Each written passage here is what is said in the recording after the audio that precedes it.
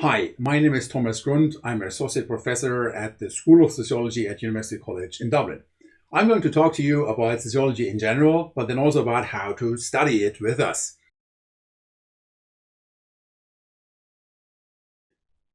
Have you ever wondered about who goes to university and why?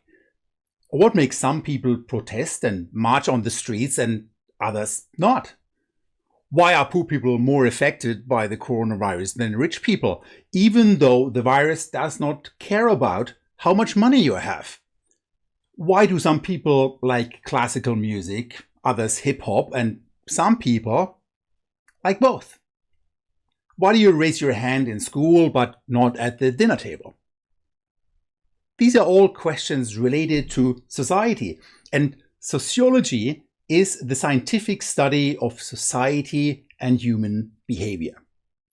It is about the big stuff like nations, countries, cultures, politics, or whole civilizations. But then it's also about the small stuff like single interactions that you have with friends, with family, or with loved ones. And how do all of these things affect whether you raise your hand or not? Society is essentially just a group of people who share a culture and a territory. And we are all part of society. Society is everywhere. And I really mean everywhere. Even when you're sitting in your room and when you listen to music or when you watch this video here right now, society is in the house that you are in the neighborhood that you're living in the family that you belong to, the music taste that you think that you acquired, all the ideas that you have about what to study. It's in the posters that hang in your wall, and it's in the TikTok moves that you try to perfect. All these things are products of society. And sociology is really broad. It is very broad, and it tries to understand the social world in different ways. What we are all trying to do is to look for patterns, for recurring events, and try to understand them in all sorts of places. For example, I do serious research about the interaction patterns of football players in the English Premier League. Others study who is dating whom. Others look at who commits crime or why do people litter more in neighborhoods where there's a lot of rubbish on the floor. Or why do people move from one country to another, and why is it that inequality seems to be getting bigger and not smaller? What we do as sociologists is we try to understand society, and we do that by seeing the general in the particular. We try to understand social behavior by placing it in its wider social context. For example, a sociologist looks not only just at the music that you like or the courses that you're interested in to study, but the sociologist puts that in relation to the social class background, your race, your gender, or age that you have. A sociologist might not necessarily be interested in a particular choice that you make. For example, whether or not to have kids? No. But rather a sociologist looks at why is it that people tend to have kids later in their lives than just a couple of decades or generations ago.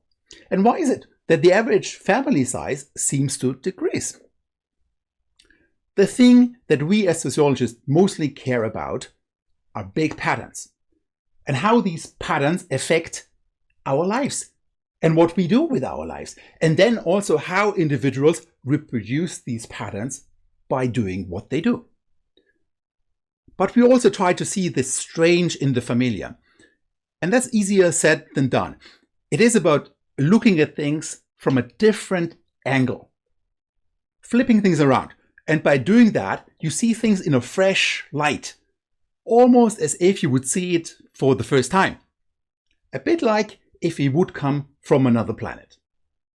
And when I asked you about why you raise your hand in school, but not at the dinner table, it's about that.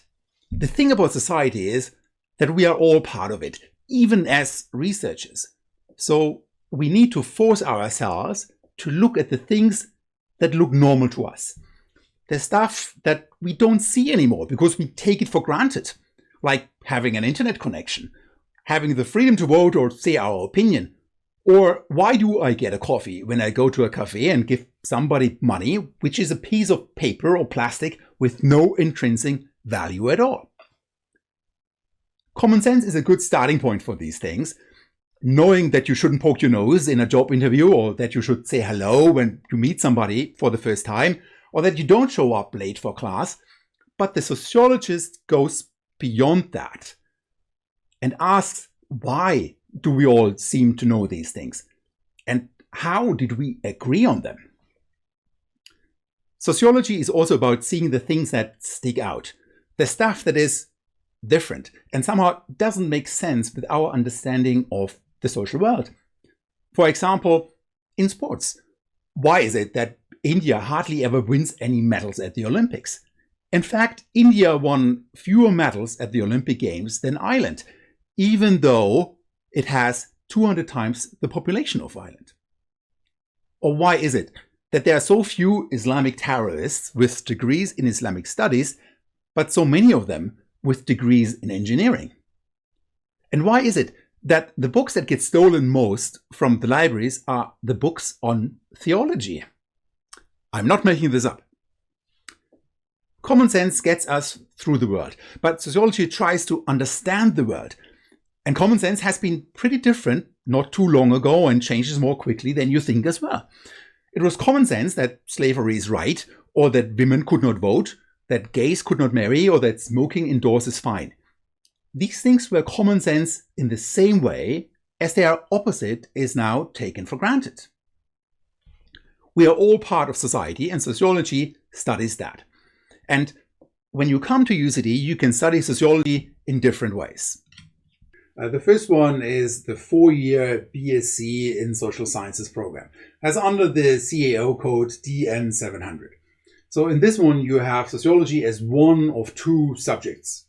It's a 4-year degree, and you choose sociology together with, let's say, economics or geography or politics. This is a 4-year program, meaning that in the 3rd year, you have dedicated opportunities for either experiential learning modules that we offer, for an internship, or for studying abroad. You could also study sociology with us within the stream of computational social science. So this is a combination where you have sociology together with computer science, mathematics, and statistics, and learn about data science. And again, you can choose sociology together with one other subject, which could be geography, economics, or politics. The 3rd way to study sociology with us is the Bachelor of Social Science in Social Policy and Sociology. That's the CEO code 750. And this is a 3-year program. And last but not least, you can study sociology as part of the DN 520 CEO code, which is the Bachelor of Arts program. So here you study sociology together with a subject in the humanities, which could be a language, or it could be history. But no matter how you study sociology with us, the 1st year will look pretty much the same. That means you take introductory modules, Introduction to Sociology, Foundations of Sociology, a research design module, and Island in Perspective. And then in the 2nd year, you go on and you intensify the skills and the tools to conduct research, qualitative research and quantitative research. For example, how does a survey work? Or how do you do an ethnography? Or how do you conduct interviews? The 3rd and 4th year look slightly different depending on which program you are in. But you choose from a wide range of modules that we have. For example, animals and society, punishment and crime, social networks, gender, or migration. You combine that with some core modules that you have to take based on the program that you are in. If you're interested in the social world, and if you want to say more about the social world than just the things that you see right now, sociology might be the right subject for you. It's also about being scientific about it, being substantial about it, and developing the tools and the skill set to study society. So with us, you learn how to conduct interviews, how to do ethnographies or focus groups, but you also learn how to collect data, run a survey, and analyze this and draw conclusions that you can present to others. Sociology can lead into a whole range of different careers. People might end up in marketing, in human resources, as researchers, as politicians, or many other things. So sociology allows you to tailor your studies for yourself. If you have specific interests, you can choose modules, you can go in a certain way that you want. I hope to see many of you in sociology at UCD. Until then, have a good time.